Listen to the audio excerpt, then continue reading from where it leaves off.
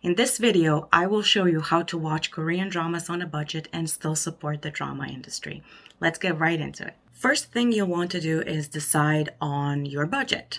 Not everyone has the same means or, the same budget. So you have to decide how much money are you willing to spend per month for drama watching. Second, you'll want to pick a service. Now, I personally recommend 3: Viki, Netflix, and Cocoa. Let me go through these. First is Viki. Viki offers a variety of different dramas, not just Korean ones. You'll find Chinese, Taiwanese, Thai, and much more.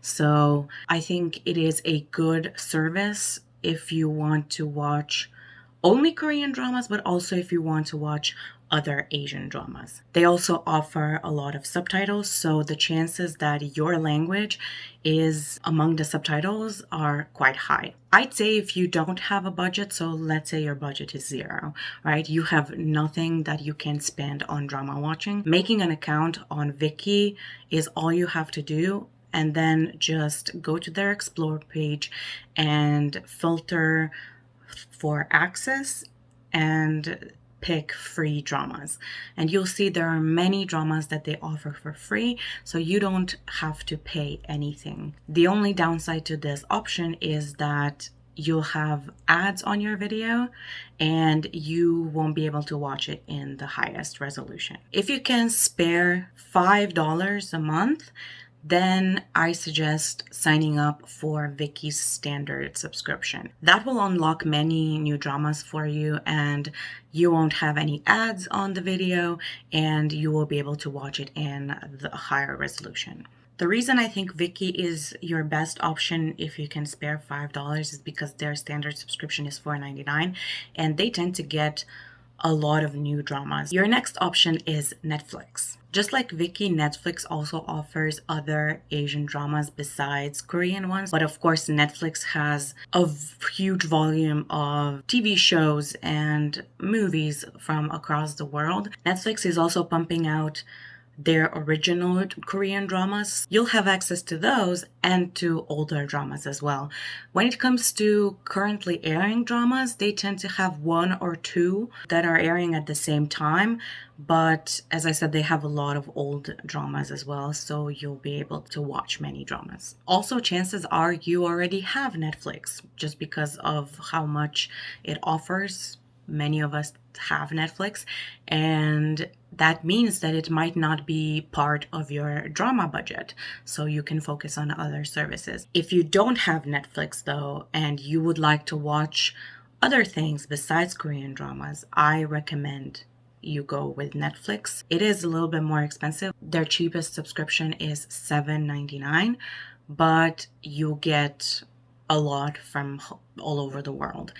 Now, if you're only interested in Korean dramas, you're still going to get a lot, but I suggest you rather invest in Viki because you're going to get more for less money. And the third one is Cocoa. Cocoa doesn't get as many new dramas as Viki and Netflix. I've noticed that they usually have 1 out of the mini dramas. By mini dramas, I mean the dramas that have 16 to 20 episodes. But they do have daily dramas, so those dramas that air every single day from Monday to Friday and tend to have over 100 episodes. And they also have a lot of variety content. So if you're more interested in daily dramas and variety shows, maybe Cocoa is the better option for you. Cocoa has a great daily membership option, which means that you pay 99 cents for 1 day and you can then sample their content. I mean, you can watch whatever you want. You get access to the whole website. I think this is a good option if you want to just sample their content, or if you maybe have one drama that you want to either binge or finish, and you just pay once or twice those 99 cents and you can finish that drama. Of course, on the long run, this is not the best option. It is better to go with their subscription, which is $6.99. Keep in mind that Cocoa is only available in the Americas, so if you're not from there, you're gonna have to use a VPN. I personally use NordVPN, but you can go with any VPN. There are many available. If your budget is $10, then I suggest you go with the Viki Plus membership or subscription, which will give you access to Viki plus Kokoa, and you'll be able to watch Kokoa content on the Viki website. Make sure you don't subscribe to Viki and Kokoa separately because you're going to pay more that way. Just go with the Plus subscription on Viki. If you have a chance to pay more money up front, then annual memberships are the best deals. But I assume that if you're watching this video, you probably don't have, let's say, $80 to spend on a yearly subscription, but you're probably going to go for a monthly one. Now that you have chosen your services, I have a tip for those of you who can't afford $5 every month, but can still afford something, let's say $2 every month.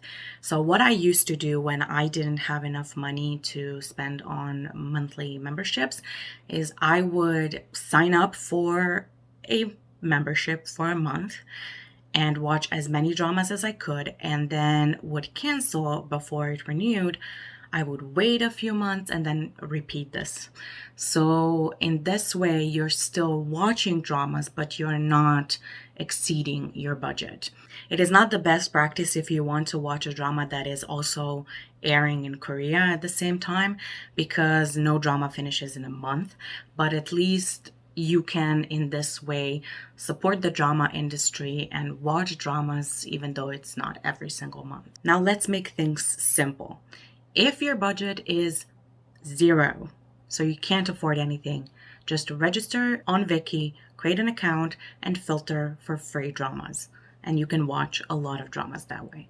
If your budget is under $5, then you can concentrate your drama watching on every few months and just buy a subscription for 1 month and then cancel it and then buy it again after a few months. If your budget is $5, then I recommend going with Viki for $4.99, their standard subscription.